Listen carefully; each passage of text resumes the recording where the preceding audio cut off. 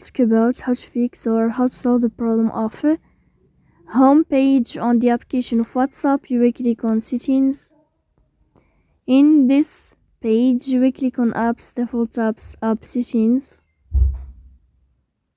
In this list, you will scrolling down until you find here this window of WhatsApp and you will enter.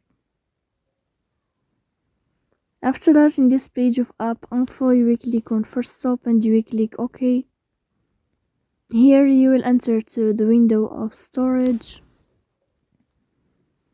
Then you will click on clear cache. Here we go to Play Store. You will search about the application of WhatsApp. And here if you find updates, then you can update your app. So please don't forget to support us by like and subscribe.